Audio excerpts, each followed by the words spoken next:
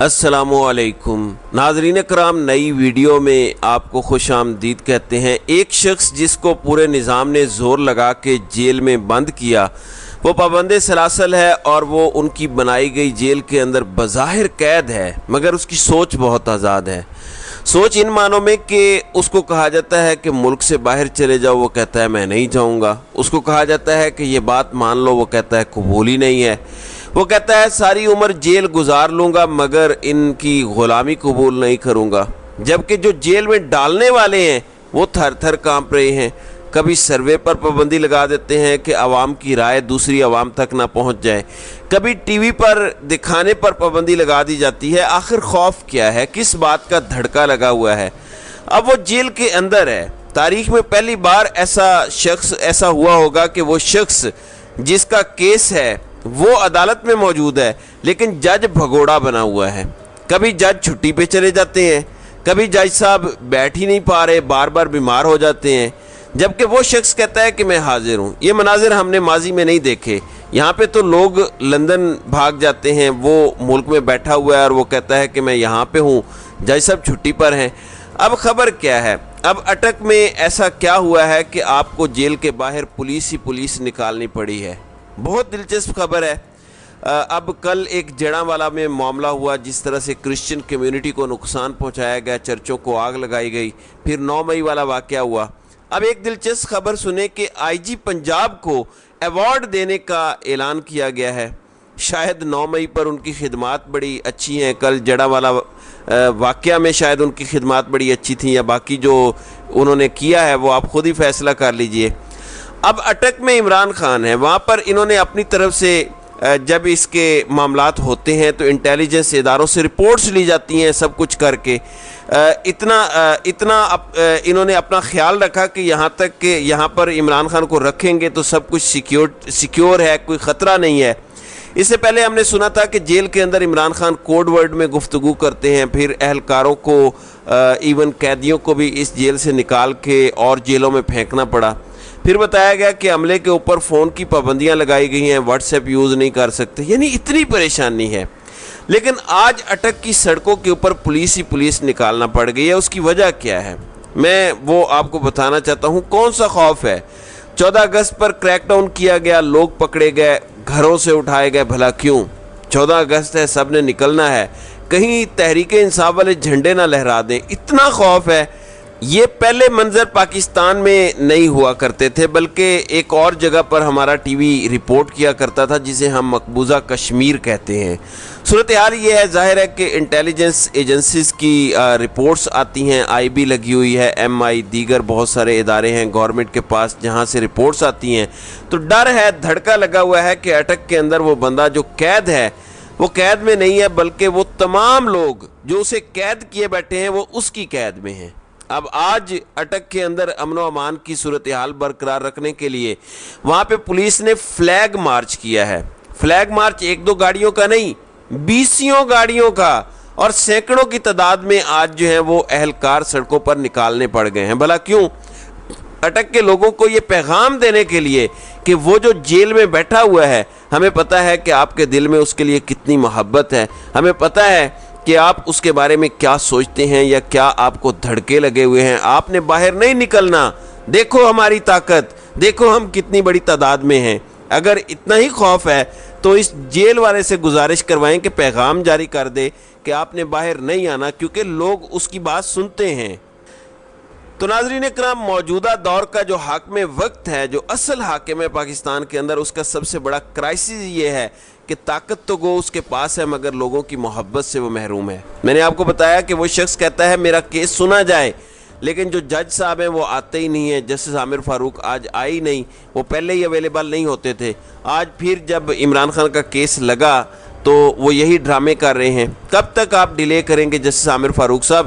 صرف تاریخ کے اندر اپنا کردار آپ لکھوا رہے ہیں اور کچھ بھی نہیں کر رہے۔ عہدے ختم ہو جاتے ہیں، لوگ ریٹائر ہو جاتے ہیں، یہ سب کچھ ختم ہو جاتا ہے، لیکن لوگ اور تاریخ ایسے لوگوں کو، ایسے سیاہ کرداروں کو نہیں بھولتی۔ آپ بیٹھے رہیں عامر فاروق صاحب۔ اب عمران خان نے سپریم کورٹ سے رجوع کر لیا ہے، ان کے بہاف پر ایک درخواست جو ہے وہ دائر کی گئی ہے ملک بھر میں، چونکہ ان پر درجوں مقدمات ہیں اور اس کیس کے اندر اگر ان کی ضمانت ہوتی ہے تو باقی کیسز کے اندر ان کی گرفتاری کا معاملہ ہے۔ اس لیے انہوں نے 184 سب کلاس 3 کے ذریعے یہ کہا ہے کہ دیگر مقدمات میں ان کی گرفتاری روکی جائے، اور اس درخواست کے اندر انہوں نے وفاقی حکومت کو، آئی جی پنجاب کو، بلوچستان کو، سپرنٹینڈنٹ جیل اٹک کو فریق بنایا ہے، نیب، ایف آئی اے، انسداد دہشت گردی عدالت اور اسلام آباد کو بھی جو ہے وہ فریق بنایا ہے۔ پرپز یہ ہے کہ عمران خان یہاں سے نکلیں گے تو باقی کیسز کے اندر گرفتار کر لیے جائیں گے، اس لیے ان گرفتاریوں سے بچنے کے لیے یہ درخواست دائر کی گئی ہے۔ چونکہ مختلف مقدمات میں ان کی جو ضمانتیں ہیں، ان کی درخواستیں جو ہیں وہ مسترد ہو رہی ہیں، تو اس وقت عدالت سے انہوں نے استدعا کی ہے کہ حکومتی مشینری کو استعمال کرتے ہوئے جو عمران خان سے سیاسی انتقام لیا جا رہا ہے وہ سیاسی انتقام بند کیا جائے۔ عمران خان سابق وزیر اعظم ہیں اور ملک کی سب سے بڑی جماعت کے وہ سربراہ ہیں، لیکن ظاہر ہے کہ یہ سلسلہ رکے گا نہیں۔ اب اس اٹک جیل کے اندر جہاں پہ آپ نے آج درجنوں پولیس کی گاڑیاں اور اہلکار سینکڑوں کی تعداد میں نکالے، وہاں پہ عمران خان کے وکلاء بھی پہنچے، انہوں نے 6 نام لکھ کے دیے کہ ہم ان سے ملنا چاہتے ہیں، جس میں شعیب شاہین تھے، سمیر کھوسا صاحب تھے، پھر بیرسٹر گوہر علی تھے، پھر نعیم حیدر پنجوتھا، عمیر نیازی، علی اعجاز بٹر، لیکن ان 6 میں سے صرف ایک شخص کو، نعیم حیدر پنجوتھا کو ملنے کا موقع دیا گیا۔ چلیں ایک کی ملاقات ہو گئی ہے، باقیوں کو نہیں ملنے دیا جا رہا۔ اس سے اندازہ لگا لیجئے کہ خوف کا ایلیمنٹ کیا ہے۔ دوسرا، حسان نیازی کو گرفتار کیا گیا، ان کو غائب کر دیا گیا، بتایا نہیں جا رہا تھا کہ وہ کہاں پر ہیں۔ اب لاہور ہائی کورٹ نے ان کو 18 اگست کو پیش کرنے کا حکم دے دیا ہے، تو دیکھتے ہیں کہ 18 اگست کو ان کو پیش کیا جاتا ہے یا نہیں کیا جاتا۔ ناظرین اکرام، میں آپ کو ایک اور ڈیولپمنٹ بتانا چاہتا ہوں، وہ بہت ہی دلچسپ ہے۔ وہ ڈیولپمنٹ یہ ہے کہ انوار الحق کاکڑ، جن کے بارے میں نے آپ کو بتایا تھا کہ آج ان کی کابینہ حلف لے گی، تو میرے پاس اطلاعات ہیں کہ ابھی کچھ دیر میں وہ حلف اٹھائیں گے، لیکن انوار الحق کاکڑ نے جو کابینہ رکھی ہے اس پر انہیں داد دینی چاہیے۔ مرتضیٰ سولنگی، جو خود کو صحافی کہتے ہیں، ان کے بارے میں آپ کسی سے پوچھئے کہ ان کا کیا تعلق ہے پیپلز پارٹی اور مسلم لیگ نون کے ساتھ، تو آپ کو بہت اچھے سے پتہ چل جائے گا۔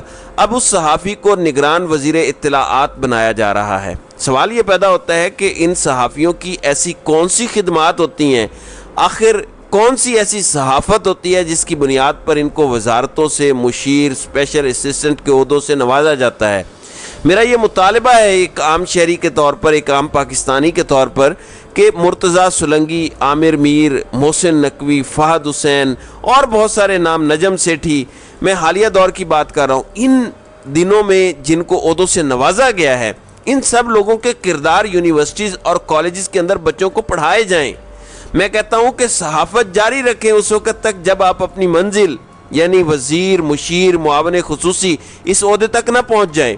بچوں کو پڑھایا جائے کہ یہ شخصیات بیچاری کن کن مشکلات سے گزری ہیں، آخر کون سے کارنامے، کون سی خدمات انہوں نے سر انجام دیں کہ ان کو سرکاری عہدوں اور ان بڑے بڑے منصبوں پر بٹھایا گیا۔ سوال تو ہونا چاہیے کہ یہ رول ماڈل ہے کہ آپ ایسی صحافت کرو کہ حکومت آپ کو عہدہ دے اور آپ کو نوازے۔ مرتضیٰ سولنگی عمران خان کے بارے میں، تحریک انصاف کے بارے میں اوورآل کیا موقف رکھتے ہیں، ان کی ذرا ٹائم لائن چیک کر لیں۔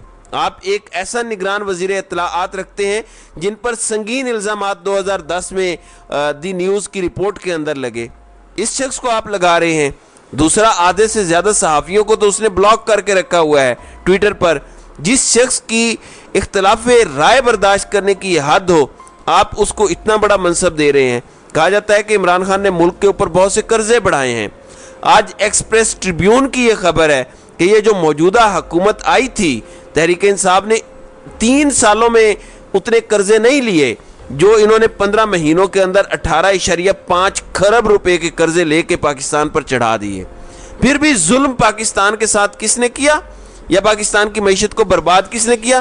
عمران خان نے، کیونکہ وہ 6% پر ترقی کرتی معیشت کو چھوڑ گیا، جبکہ یہ جو موجودہ احباب ہیں ان کے قرضوں کا پتہ ہی نہیں کہ وہ کہاں گئے۔ آج سٹاک ایکسچینج کی حالت دیکھ لیں، ڈالر کی اڑان دیکھ لیں، मगर शोर क्या मचाना है कि ये सब कुछ इमरान खान ने किया। अब जो लोग इमरान खान के बारे में गलाजत बक रहे थे उनमें से कुछ को तो अवार्ड्स दिए गए हैं, जबकि जिन्हें अवार्ड्स नहीं दिए गए अब उन्हें ओहदे दिए जा रहे हैं। तो नाज़रीन कराम, आपकी इस वीडियो के हवाले से क्या राय है? आप अपनी राय का इजहार कमेंट सेक्शन में ज़रूर कीजिएगा।